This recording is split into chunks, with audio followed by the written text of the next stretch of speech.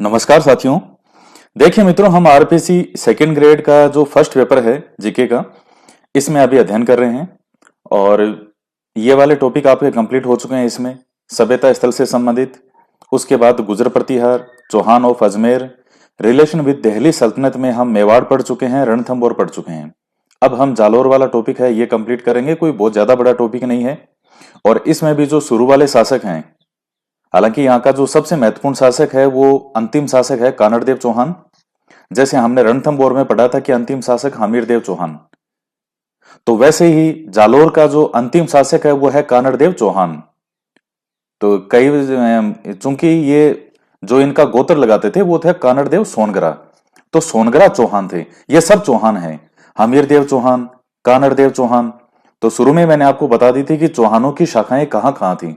अब जैसे बूंदी में है तो वहां हाडा चौहानों का शासक था, वो भी चौहान ही थे, यानी अजमेर के चौहानों से ही निकले हुए चौहान थे। तो किसी की शाखा हाडा कहलाई, किसी का सोनगरा कहलाई, किसी की कुछ कहलाई। तो अब जो है इसमें हम जालोर वाला पढ़ेंगे।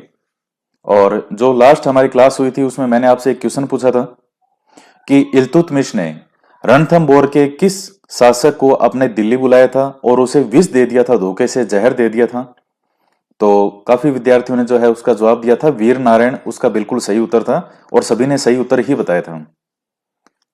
इसके बाद में आज जो है वो आपका क्वेश्चन ये है कि किस इतिहासकार ने रणथंबोर दुर्ग के बारे में यह कहा था कि आज कुफर का गढ़ इस्लाम का सदन हो गया है।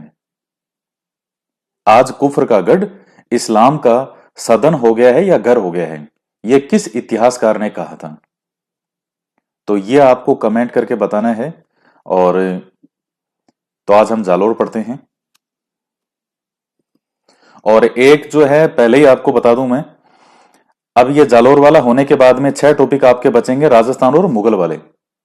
और ये कंप्लीट होते ही जो है ये राज सिंह ऑफ मेवाड़ यहां तक होते ही आपको सूचित कर दिया जाएगा। और एक 100 प्रश्नों का टेस्ट पेपर आपसे लिया जाएगा, जो अब तक मैंने ये वाला पोर्शन पढ़ाया है। ये पोर्शन जो प्राचीन इतिहास, मध्यकालीन इतिहास से संबंधित है, इसके बारे में। तो आप साथ साथ पढ़ते रहें, रिवीजन करते रहें। और टेस्ट लेने से पहले आपको सूचित किया जाएगा कि 5 दिन बाद, 7 दिन बाद, 10 दिन बाद वो कब लिया जाता है वो आपको बता दिया जाएगा। लेकिन आपको बता दिया मैंने कि राज सिंह ऑफ मेवाड़ वाला जो है ये टॉपिक होते ही उसके बाद कभी भी आपसे 100 प्रश्नों का टेस्ट पेपर लिया जाएगा इस टॉपिक में से जो अब तक मैंने पढ़ाया है। अब हम पढ़ते हैं जालोर के चौहान। जालोर के चौहान, अब देखिए कहां पर है जालोर। एक चीज आपने अब तक काम जो है वो मैंने आपको बताया था शुरू में, वो अब तक आपने कर लिया होगा। क्या बताया था कि राजस्थान का मैप, भारत का मैप और विश्व का मैप, इन तीनों के पॉलिटिकल मैप आपकी दीवार पर होने चाहिए और आप रोज उन्हें रीड किया करो।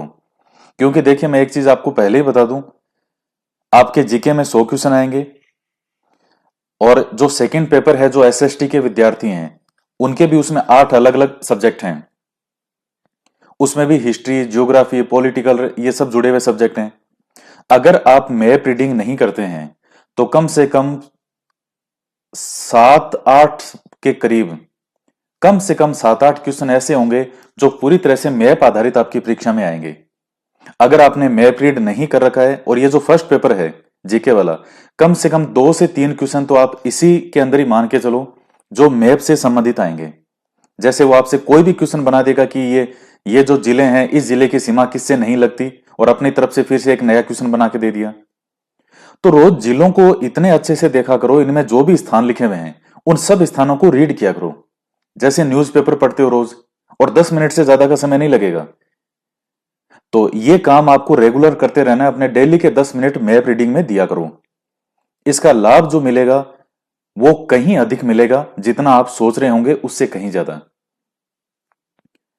तो इसलिए चीज आपको मैंने याद दिलाई है फिर से, क्योंकि आप भूलते बहुत जल्दी हो। कोई चीज मैं कहता हूं ऐसे कर लिया करो, 2 दिन सुनते हो, तीसरे दिन भूल जाते हो। तो यहां ये देखेगा जालोर, ये जालोर है। अब सारे राजस्थान के जिले जो हैं आपको पता होना चाहिए कि कौन सा जिला है, किसका क्या नाम है। जैसे मैं अचानक ये पूछूं कि बताओ ये वाला जिला कौन सा है, तो फटाक से आपके दिमाग में आ जाना चाहिए कि ये कौन सा जिला है। कौन सा है? जोधपुर है ये। मैं आपसे पूछूंगा अच्छा ये वाला कौन सा है बताओ, तो क्या सर ये नागौर है। जहां हाथ रखा कि साहब ये कौन सा, ये कौन सा है, ये जैसलमेर है, ये बाड़मेर है, ये सिरोही है, ये पाली है, ये बीकानेर है, ये सबसे ऊपर कौन सा है, गंगानगर, और ये कौन सा है, हनुमानगढ़, ये चूरू हो गया। तो ऐसे करके जहां हाथ रखो आपको होना चाहिए कि अच्छा ये हाथ रखते ही बता दो, सोचने की जरूरत नहीं पड़े, तब आपकी वो चीज क्लियर होगी अच्छे से। तो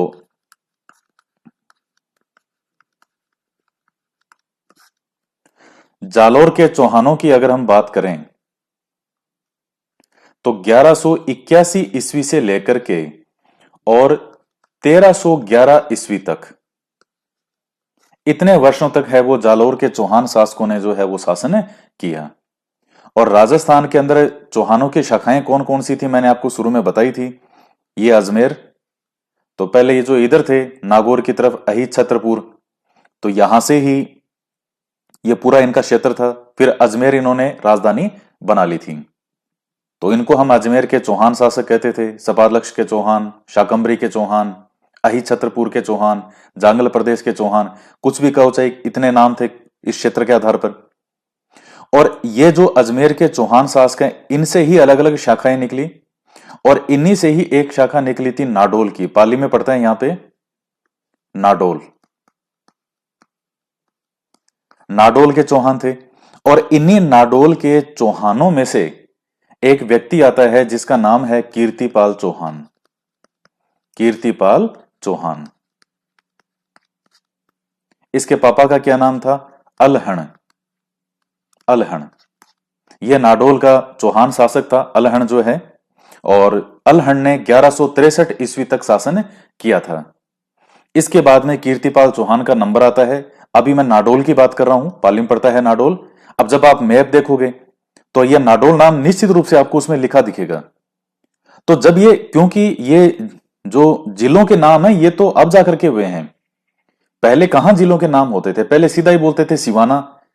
अब ये जो बाड़मेर तो बहुत बाद में जाकर के, और बाड़मेर के अंदर सिवाना हुआ है, पहले सिवाना बोलते थे और ये पूरा क्षेत्र कवर होता था उसमें। तो अलहण जो है 1163 ईस्वी तक रहता है। इसके बाद में इसका बेटा कीर्तिपाल चौहान जो है ये नेक्स्ट शासक बनता है। लेकिन कीर्तिपाल चौहान के लिए कुछ उतार चढ़ाव भरे पल आते हैं। कैसे?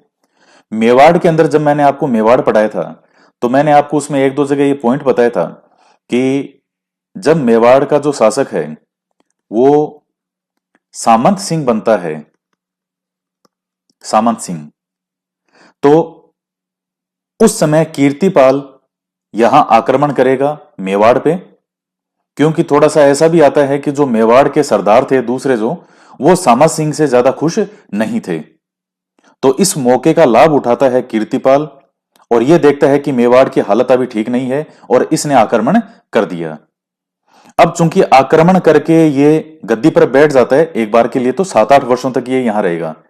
लेकिन यहां के जो लोग हैं, भले ही वो सामंत सिंह से नाखुश थे, लेकिन वो ये भी नहीं चाहते थे कि कोई बाहर का आकर के हम पर राज करे। तो ये चीज इनको बहुत बुरी लगी। और फिर जैसा कि इतिहासकार कई कहते हैं कि जो सामंत सिंह का छोटा भाई था कुमार सिंह, इस कुमार सिंह के सहयोग से वापस जो है, चूंकि सामंत सिंह तो फिर जब यहां से निकल गया था और ये बागड़ की तरफ चला गया, ये बांसवाड़ा डूंगरपुर वाले क्षेत्र की तरफ, और वहां जाकर के ये अपनी स्थापना करता है। तो ये भी इन्हीं की शाखाएं थी, बांसवाड़ा डूंगरपुर, और ये जो क्षेत्र है इधर इन्हीं गोहिलों की शाखा है। सामंत सिंह दक्षिण की तरफ चला गया, पीछे शासक कौन बन गया, कीर्तिपाल। तो फिर जो इस सामंत सिंह का छोटा भाई था कुमार सिंह, इसके नेतृत्व में वापस ये कीर्तिपाल का विरोध करते हैं और कीर्तिपाल को यहां से भगा देते हैं। अब कीर्तिपाल के यार ये तो जोरदार बात हुई, तो अब मैं कहां स्थापना करूं मेरी।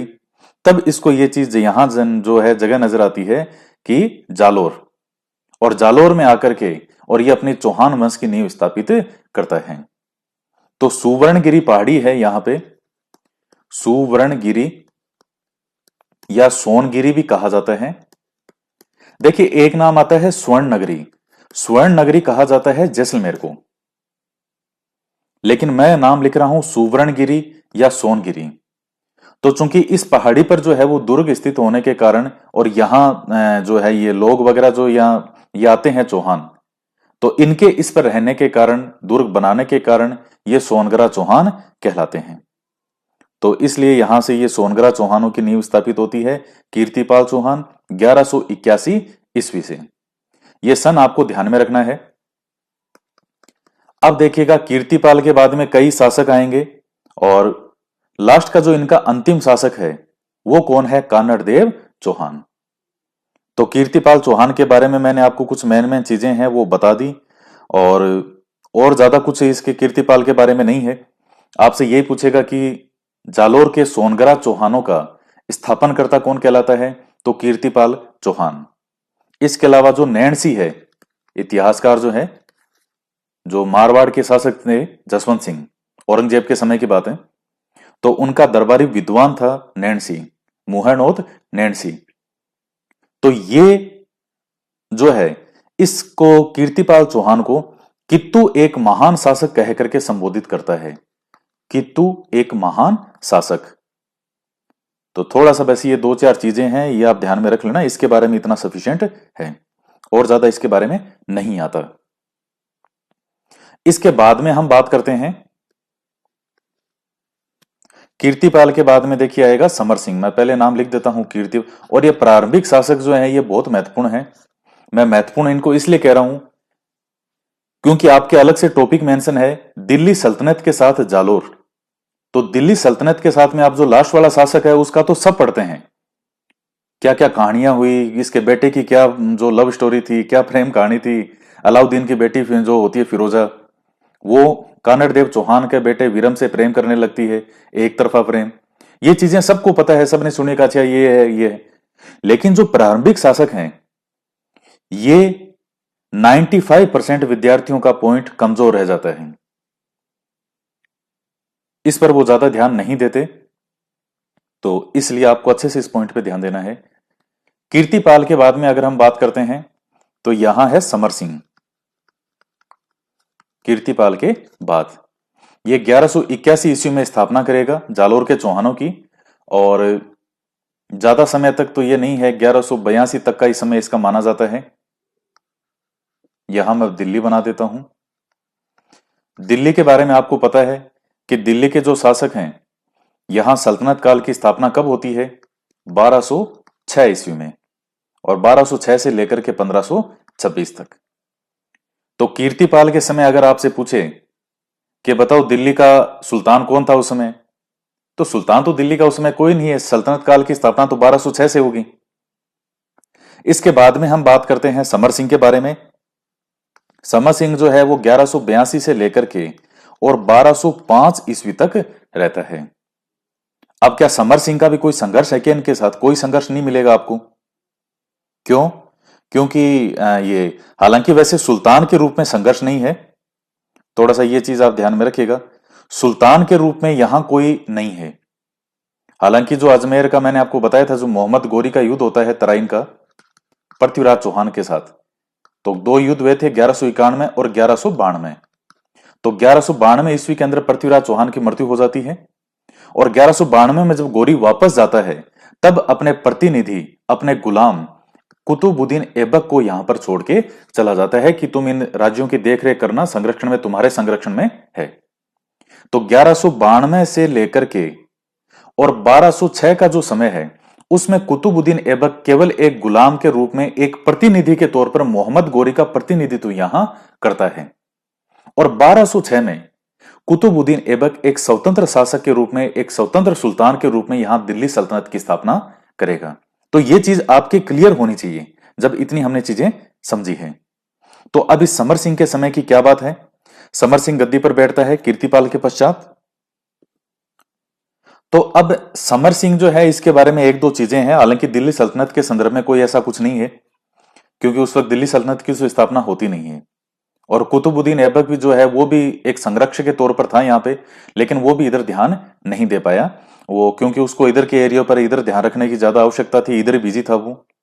लेकिन समर सिंह एक मजबूत शासक के रूप में होता है। इसने जालोर का जो किला है इसको और मजबूत बनाया, इसकी दीवारें, इसके बाहर का क्षेत्र, सब कुछ इसने मजबूती पे ध्यान दिया। और इसके अलावा क्या किया, इसने अपने आप को मजबूत करने के लिए जो गुजरात के चालुक्य शासक थे, गुजरात में मैंने आपको बताया चालुक्य शासक थे, जो ये भी राजपूत ही थे चालुक्य। तो चालुक्य नरेश जो उस वक्त यहां का कौन होता है, भीम सेकंड। मैंने पृथ्वीराज चौहान आपको पढ़ाया था, तब भी आपको बताया था कि पृथ्वीराज चौहान के समय यहां का चालुक्य शासक कौन था, तो भीम सेकंड। तो इस भीम सेकंड जो है इसके साथ अपनी पुत्री लीला देवी का विवाह करता है, ताकि समधी बन जाएंगे तो मेरे एक सहयोग करने वाला रहेगा, मजबूत हम रहेंगे, क्योंकि जालोर इधर है, इधर ये गुजरात है, तो बिल्कुल ही पास पास थे, सबकी सीमाएं आपस में थी। तो विवाह कर लिया इन्होंने, तो एक अच्छा डिसीजन था इसका। तो इसके बारे में, समर सिंह के बारे में कोई बहुत ज्यादा नहीं है, बस यही चीजें हैं। दिल्ली सल्तनत के साथ ऐसा कुछ है नहीं इसका भी। समर सिंह के बाद में बनता है उदय सिंह। देखिए इनका सीरियल आपको ध्यान में रखना बहुत जरूरी है। उदय सिंह कब बनता है, 1205 से लेकर के और 1257 तक। आप देख सकते हैं कि उदय सिंह जो है ये कितना, इसका कितना ज्यादा कार्यकाल रहा है, और लगभग 52 साल के करीब मान लीजिए, आप देख लीजिए इसमें, तो लगभग 52 साल के करीब जो है इसका शासन रहता है उदय सिंह का। तो जब उम्र कम होगी उसी टाइम यह बन गया होगा। और उदय सिंह एक बहुत मजबूत शासक के रूप में हमारे सामने आता है। इसमें भी वही चीजें हैं कि ये एक तो महत्वाकांक्षी शासक था, साम्राज्यवादी था, और इसका समय देखेगा 1205 से 27, यानी ये वो समय है जब दिल्ली सल्तनत की स्थापना भी इसके शासक बनने के बाद में स्थापना होगी 1206 में। यानी इसने कुतुबुद्दीन ऐबक का भी कार्यकाल देख लिया। कुतुबुद्दीन ऐबक के बाद में इल्तुतमिश बनेगा, उसका कार्यकाल भी देखेगा। इल्तुतमिश यहां आक्रमण करेगा, लेकिन उसको कोई विशेष सफलता प्राप्त नहीं होगी। फिर इल्तुतमिश के बाद में उसकी बेटी बनती है रजिया, वो भी बैठ गई। रजिया के बाद में जो इसके 3 बेटे और थे वो मैंने आपको बता दिए। फिर नासिरुद्दीन महमूद जो आपको बताया था 1246 में गद्दी पर बैठेगा, जो कि 1266 तक रहेगा। तो यानी नासिरुद्दीन महमूद तक, यानी स्थापनकर्ता कुतुबुद्दीन ऐबक से लेकर के और नासिरुद्दीन महमूद तक ये दिल्ली के शासकों का काल देखता है। तो आप समझ सकते हैं कि उदय सिंह कितना महत्वपूर्ण शासक है जालोर के चौहानों का। और आपकी परीक्षा में जब भी कोई क्वेश्चन पूछा जाएगा प्रारंभिक शासकों में से, तो थोड़ा सा उदय सिंह इन एग्जामिनर के विशेष ध्यान में रहेगा। यह चीज आप थोड़ा सा ध्यान में रखना। और एक बात मेरी हमेशा याद रखना, जब मैं कहूं कि इस चीज को विशेष ध्यान से रखना, तो 90% तक यह हमेशा पॉसिबिलिटी रहती है कि वहां से क्वेश्चन उठने की संभावना है बहुत ज्यादा। तो अब ये उदय सिंह देखिएगा, चूंकि एक साम्राज्यवादी शासक है, तो ये आसपास के कई क्षेत्रों को विजिट करेगा। जैसे ये जालो, ये जो सिवाना की तरफ का जो क्षेत्र हो गया, ये भीनमाल है, सांचौर, ये रतनपुर, रायसिनारी, ये कई छोटे छोटे आसपास के कई क्षेत्रों को ये विजिट करेगा। इसके अलावा जैसे मान लीजिए मंडोर है, तो जोधपुर तो था नहीं उस समय, मंडोर कहते थे, पूरा क्षेत्र को मंडोर ही बोलते थे, तो मंडोर पर भी यह अधिकार कर लेता है। तो आप ये मान सकते हो कि उस समय पूरे उत्तर भारत का अगर सर्वाधिक आप एक शक्तिशाली राज्य के बीच में, अगर एक साम्राज्य की अगर हम बात करें, तो वो जालोर हो चुका था। ये पॉइंट बहुत महत्वपूर्ण है। उस समय उत्तर भारत के अंदर एक मजबूत शक्ति के रूप में अगर कोई राज्य उभर करके सामने आया था, तो वो कौन सा था, जालोर के चौहान। और किसकी बात कर रहे हैं हम, उदय सिंह के समय की, क्योंकि शासन करने का भी इसको भरपूर समय मिला है। 52 साल इसने शासन किया है, और शुरू से ये दिल्ली सल्तनत के शासकों को देखता रहा है। आसपास के हिसाब इस तरह से मान लीजिए, यूं संपूर्ण क्षेत्र को ये विजिट कर लेता है इस तरह से, तो एक विशालकाय साम्राज्य का मालिक हो जाता है। अब जब उदय सिंह अपनी शक्ति को इस तरह से बढ़ाएगा, और जिसका जितना बड़ा साम्राज्य होगा उसके पास उतनी बड़ी सेना है, उतने बड़े साधन है, तो यहां दिल्ली के अंदर जो एक सुल्तान है जिसका नाम है इल्तुतमिश, इसको हमेशा से दिक्कत ही रहती थी। अगर किसी की भी शक्ति यहां अगर बढ़ती थी, तो इल्तुतमिश को थोड़ी टेंशन होनी शुरू हो जाती थी। ये वही इल्तुतमिश है जिसने जो ये वीर नारायण था, जो ये यहाँ का रणथंबोर वाला, तो उसको धोखे से अपने पास बुलवा के जहर दे देता है। इल्तुतमिश ने यह देखा कि ये उदय सिंह अपनी शक्ति बहुत ज्यादा बढ़ा रहे हैं, तो मुझे इसके विरुद्ध अपना जो अभियान है वो भेजना चाहिए। और उस समय उत्तर भारत की मैं बात करूं तो जालोर एक महत्वपूर्ण शक्ति के केंद्र स्थल के रूप में हमारे सामने आता है। तो तब 1228 ईस्वी का समय है। कब का है? 1228। ये याद रखना इस पॉइंट को। 1228 ईस्वी के अंदर इल्तुतमिश अपनी सेना भेजता है जालोर को अपने अधीन करने के लिए। लेकिन क्या इल्तुतमिश को इसमें सफलता प्राप्त होती है? नहीं। हालांकि कुछ इतिहासकार तो जैसे फारसी इतिहासकार हैं, तो वो तो ये कहते हैं कि उदय सिंह की जो पराजय होती है, लेकिन जितने भी दूसरे शासक हैं वो कहते हैं इस तरह का नहीं है, ये झूठी बात कही गई है। और इल्तुतमिश की जो सेना है वो उदय सिंह को परास्त नहीं कर पाती और लास्ट में इल्तुतमिश को संधि करनी पड़ती है। तो यही ज्यादा सटीक माना जाता है। तो पहली बात यह है कि इल्तुतमिश को इस आक्रमण से कोई भी सफलता प्राप्त नहीं होती। इसके बाद में इल्तुतमिश के बाद की अगर बात करें, अब चूंकि देखिएगा जब एक सुल्तान पराजित नहीं कर पाया तो चारों ओर चहुं ओर उदय सिंह की यश कीर्ति जो है वो चारों ओर प्रसारित होने लगी। और अब इसके बाद यहां इल्तुतमिश के बाद में जो शासक जैसे कौन बनते हैं, मैंने आपको बता दिया, इसकी बेटी थी रजिया, वो अपने में उलझी रही, लगभग 4 साल के आसपास तो रहती है।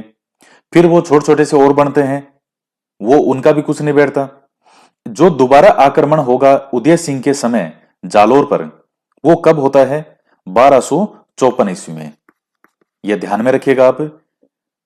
क्या दिल्ली सल्तनत की ओर से, मैं जो बोल रहा हूं बहुत ध्यान से सुनिएगा, दिल्ली सल्तनत की ओर से जालोर पर यहां के जो सोनगरा चौहान हैं, इन पर पहला आक्रमण हुआ था 1228 में।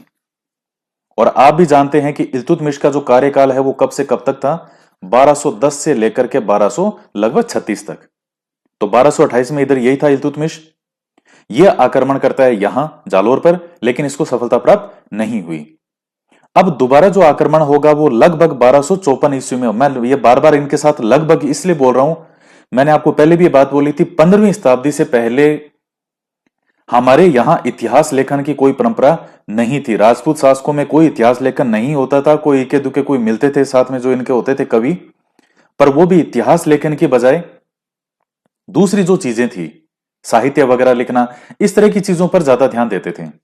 कहीं कहीं कुछ उल्लेख मिल जाते हैं किसी का, कोई जैसे मान लीजिए शिलालेख वगैरह है, या कहीं कोई जो मुस्लिम इतिहासकार ने कुछ लिखा, या कोई और कोई इतिहासकार मिल गया, तो सटीक चीजें नहीं मिलती। अब जैसे 1257 तक मैंने कार्यकाल बताया, कुछ इतिहासकारों ने 59 भी बता रखा है कि उदय सिंह का कार्यकाल 59 तक रहता है। तो वो कोई ऐसा इतना नहीं है, एक एवरेज माना जाता है कि लगभग इतना यहां होगा और इतना वर्ष रहा होगा। और आप भी इस पॉइंट को हमेशा ध्यान में रखना। और आपसे कालक्रम इन प्रारंभिक शासकों का कभी नहीं पूछा जाएगा, आज तक तो कभी पूछा नहीं गया, क्योंकि है ही नहीं किसी का शोर। तो यह पॉइंट ध्यान में रखना। दोबारा दिल्ली सल्तनत की ओर से जो आक्रमण होता है वो होता है 1254 में। और अब आप ही बताओ कि 1254 के अंदर दिल्ली सल्तनत का सुल्तान कौन है?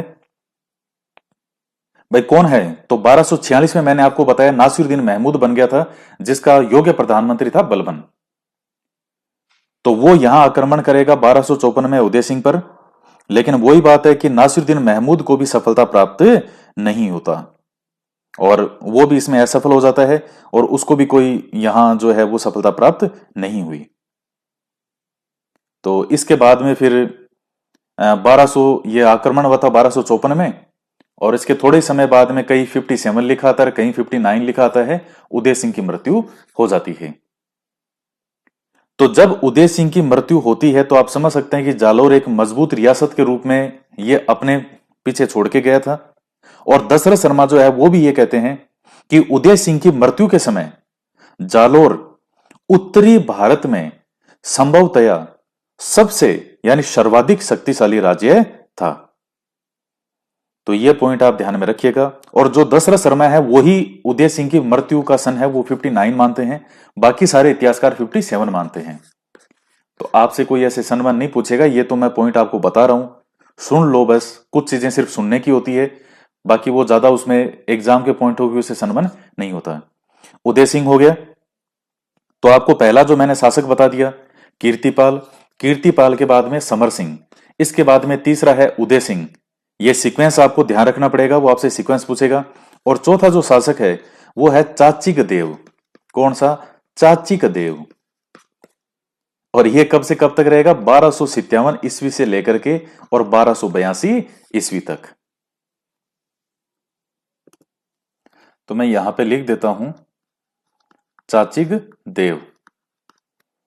ये कब से कब तक रहता है? 1257 ईस्वी से लेकर के 1282 ईस्वी तक। अब देखिए आपके क्वेश्चन क्या बनता है कि जिस समय जालोर का सोनगरा चौहान शासक जो है चाचिक देव था, उस समय दिल्ली के सुल्तान कौन थे? और यह क्वेश्चन परीक्षा में पूछा हुआ है। अब कौन से एग्जाम में है ये, कोई अधीनस्थ बोर्ड के या कोई आरपीएससी के कहीं क्वेश्चन आया हुआ है। और क्या पूछा था कि चाचिक देव के समकालीन दिल्ली के सुल्तान कौन थे? तो चूंकि यह क्वेश्चन बिल्कुल साफ था तो इसमें कोई डाउट नहीं था यहां पे। अब कौन था आप समझ आइए। 1257 से 1282 तक रहता है। और उस समय दिल्ली के सल्तनत काल के शासक कौन थे? तो नासिरुद्दीन महमूद जो था वो कब से कब तक था? 1246 से लेकर के 66 तक। और अगले 20 साल जो है वो रहता है बलबन, ये 66 से लेकर के 86 तक।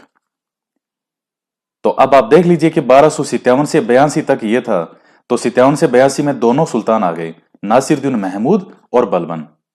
तो चाचिक देव जो है वो दो सुल्तानों के था समकालीन, एक तो नासिरुद्दीन महमूद और दूसरा था बलबन।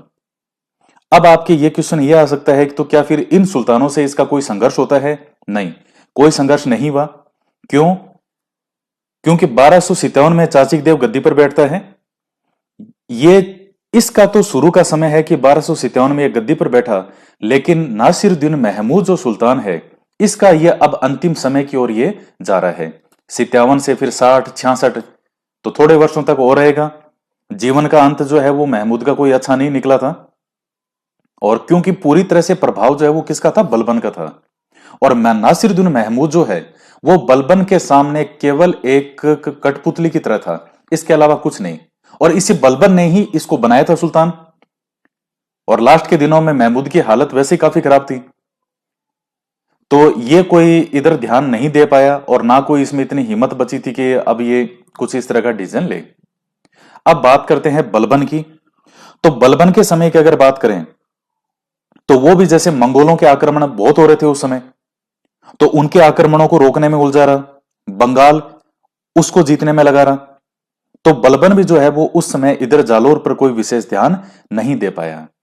तो ये चाची देव का जो है भाग्य अच्छा रहा कि इसको जो है इन बलबन के आक्रमण का सामना अगर नहीं करना पड़ा। और महमूद भी अगर सेना भेजता तो इसी बलबन के नेतृत्व में भेजता। और बलबन कोई ऐसा व्यक्ति नहीं था कि जिसको इतना इजीली हराया जा सके। तो उस समय की स्थिति है कि इसका भी लक अच्छा था कि इसको बलबन के आक्रमण का सामना करना नहीं पड़ा। लेकिन समकालीन कौन थे वो दोनों आपको ध्यान में रखने हैं। लेकिन चाची देव को कोई भी जो है वो कोई भी आक्रमण का सामना नहीं करना पड़ता है। अब चाचिक देव के बाद में कौन बनता है? वो बनता है सामंत सिंह। सामंत सिंह 1282 से लेकर के 1305 तक यह सामंत सिंह का समय है। अब सामंत सिंह के समय का देखिएगा आप, 1282 ईस्वी की अगर बात करें, 1282 में जब सामंत सिंह गद्दी पर बैठा तो उस समय दिल्ली की क्या स्थिति है? उस समय दिल्ली में सुल्तान पहले तो ये बलबन था और फिर 1290 में तो गुलाम वंश खत्म ही हो गया। बलबन के बाद में तो कोई एक दो आते हैं, यूं ही बच्चे से आते हैं और फिर वो खत्म। 1290 के अंदर अब दिल्ली सल्तनत में किसकी स्थापना हो चुकी है? खिलजी राजवंश की। और खिलजी वंश कितने वर्षों तक था? मैं आपको बता चुका हूं, अब ये चीजें आपकी बिल्कुल क्लियर रहनी चाहिए। 30 सालों तक खिलजी वंश रहता है। कब से कब तक? 1290 से लेकर के 1320 तक। तो अब चूंकि खिलजी वंश का पहला कौन है? जो स्थापना करने वाला जलालुद्दीन खिलजी। अब यहां समस्या आएगी, क्योंकि सामंत सिंह भी एक महत्वाकांक्षी शासक है, वीर शासक है, इसका साम्राज्य भी फैल रहा है, तो जलालुद्दीन जो है वो इस चीज को नहीं बर्दाश्त कर पाता। हालांकि जलालुद्दीन का मैं आपको बता दूं, जो व्यक्तित्व का एक बहुत सीधा साधा आदमी था, इससे ज्यादा माथापच्ची नहीं होती थी। लेकिन इसका जो भतीजा था अलाउद्दीन, वो ही इसको बार बार बोलता है जलालुद्दीन को कि सुल्तान, हमें उसको जीतना चाहिए, हमें इसको जीतना चाहिए, हमें उसको जीतना चाहिए।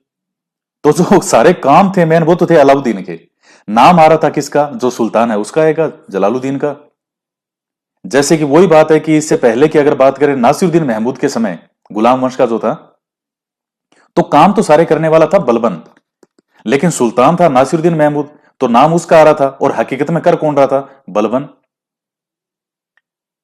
तो वही जैसे जब भारत का संविधान आप पढ़ते हैं, तो अगर स्टेट की बात करो, चाहे आप वहां की बात करो, जैसे मान लीजिए राज्य की बात करें, तो राज्य के सारे काम और जो ऑर्डिनेंस हैं वो किसके नाम से पास किए जाते हैं, किसके नाम से आगे भेजे जाते हैं? राज्यपाल के नाम से।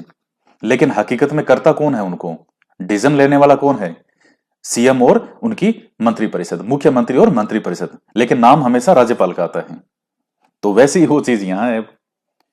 तो जलालुद्दीन खिलजी जो है वो भी यहां पर आक्रमण करेगा, और 1291 ईस्वी के आसपास का जो समय है, जब मैंने आपको बताया था कि रणथंभौर पर भी इसने पहला आक्रमण 1291 ईस्वी में किया था, तो वही 91 के आसपास की बात है, 1291 की, कि जलालुद्दीन जो है वो यहां पर सेना भेजता है। किसके पास? सामंत सिंह के पास। लेकिन सामंत सिंह सुल्तान की सेना का मुकाबला करता है और आसपास के राजाओं के भी सहयोग से मिलकर ये करेगा काम, और यहां पर सुल्तान की सेना को वापस लौटने के लिए मजबूर कर देता है। तो ये अपनी सेना में ना वापस लेके चला गया। यहां पर भी जब रणथंभौर पर भी हमीरदेव चौहान के समय भी ऐसा ही था कि ऐसे 10 किलो की तुलना में एक मुसलमान का बाल मेरे लिए ज्यादा कीमती है, यहां से भी सेना वापस ले गया।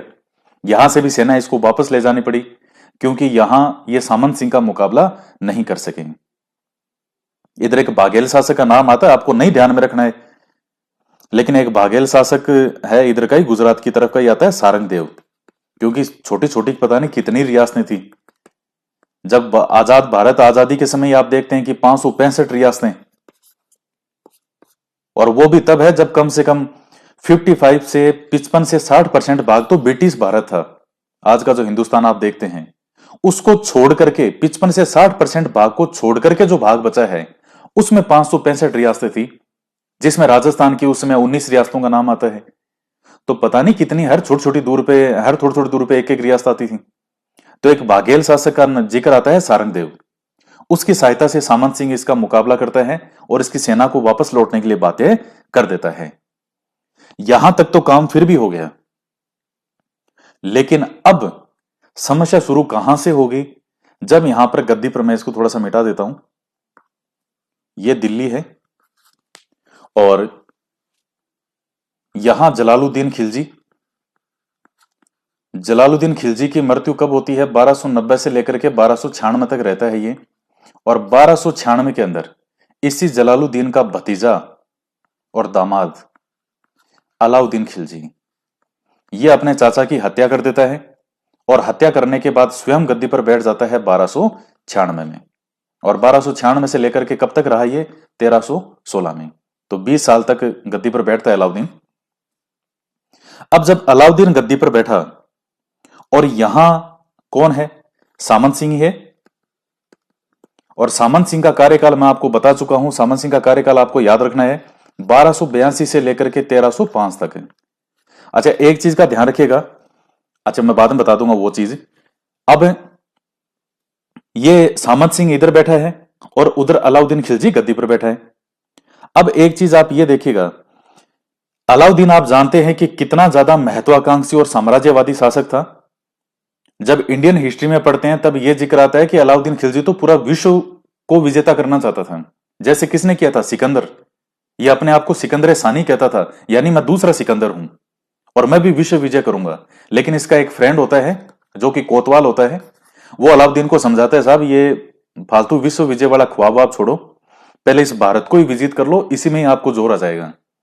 तो इस दोस्त की बात ये मानता है। जब ये आसपास के राज्यों को इसने जीतना शुरू किया और इसका पाला जब राजपुताना में भिड़ते ही ये हमीरदेव चौहान से जब पाला पड़ा 1301 में जब विजित करेगा, तो अलाउद्दीन को समझ में आ गया था कि यहाँ के शासकों को जीतना और खास करके जो राजपुताना के शासक हैं इनको जीतना इतना आसान नहीं है। आपको हंसते हंसते तो ये अपना जो रियासत है वो कभी नहीं सौंपेंगे।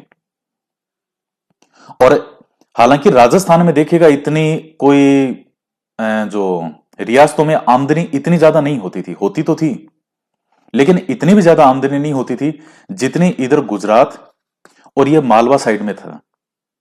तो अब अलाउद्दीन को मैंने आपको पहले भी बताया कि इसको गुजरात का सोमनाथ मंदिर पूरे भारत का सोना आकर के सोमनाथ में इकट्ठा होता था, इतना सोना होता था वहां पे। तो अलाउद्दीन जब इधर सोमनाथ को लूटने के लिए जाएगा अपनी सेना भेजता था हर बार। मालवा की तरफ इसको लूटने के लिए जाना है जो कि धन धान्य से भरे हुए हैं, तो इसके पास हेलीकॉप्टर तो है नहीं या कोई हवाई जहाज तो है नहीं कि आर्मी को इधर जहाज में बिठाया और सीधा इन्होंने यहीं लैंड किया इस जगह पे।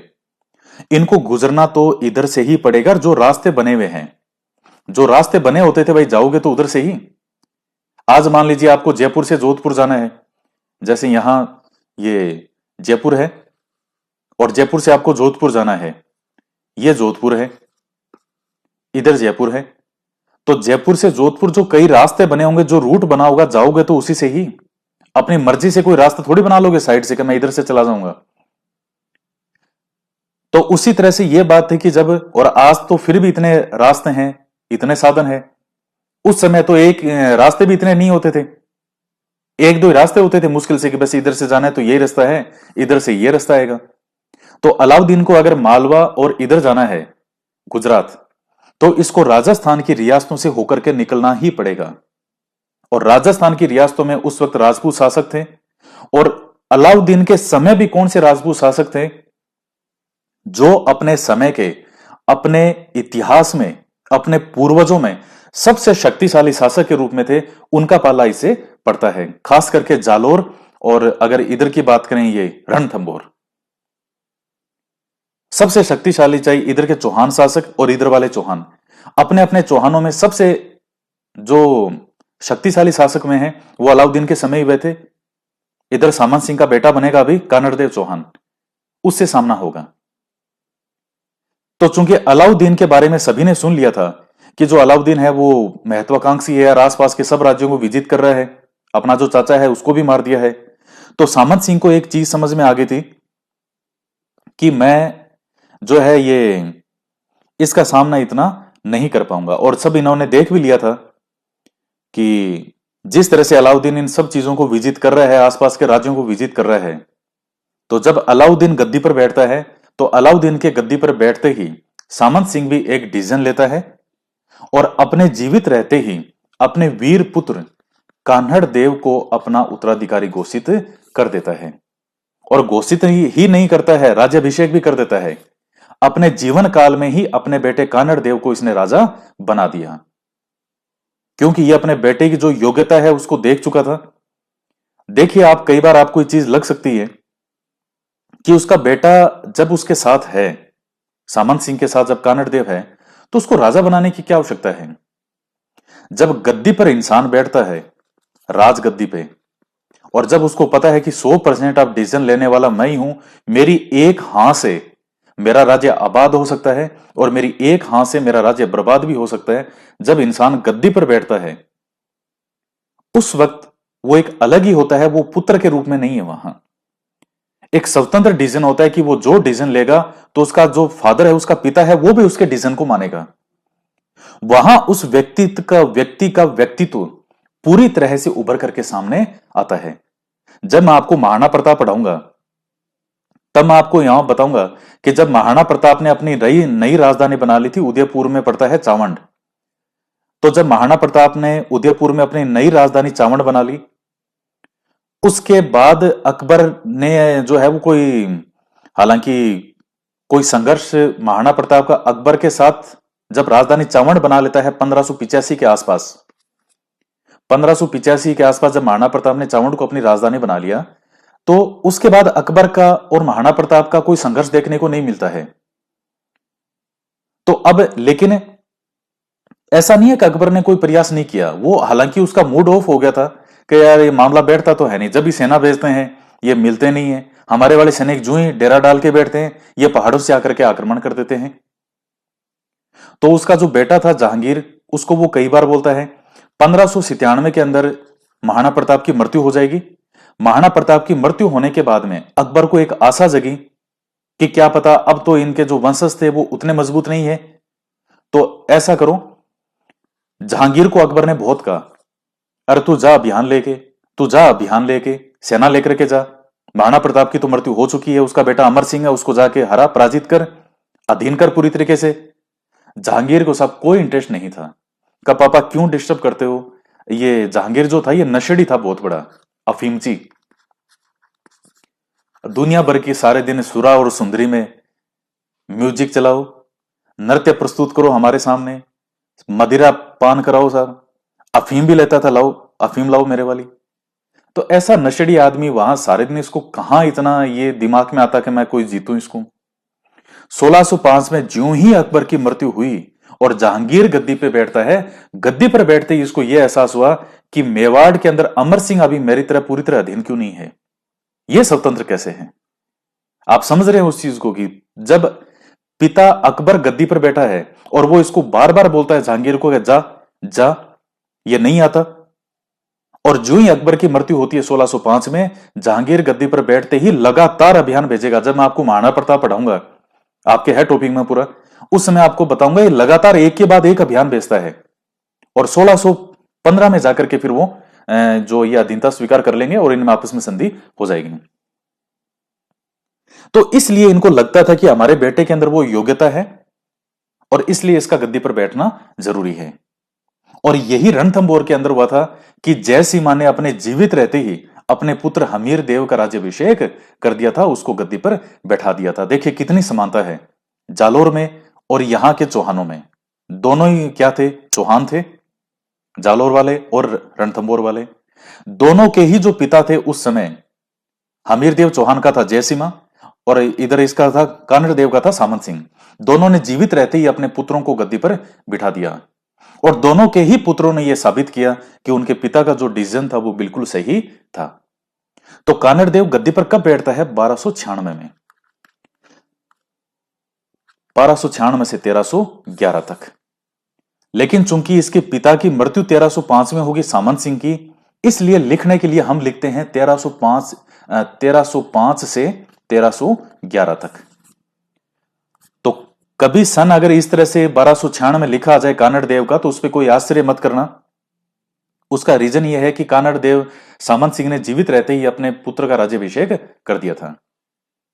तो 1296 ईस्वी के अंदर ही कानड़ देव गद्दी पर बैठ जाता है। लेकिन चूंकि सामंत सिंह की मृत्यु जो होती है वो होती है 1305 में, इसलिए हम कानड़ देव का जो समय है वो 1305 लिख देते हैं इतिहासकार।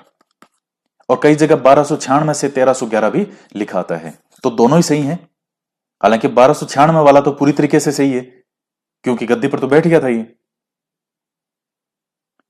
तो ये चीज आप इसमें ध्यान में रखना।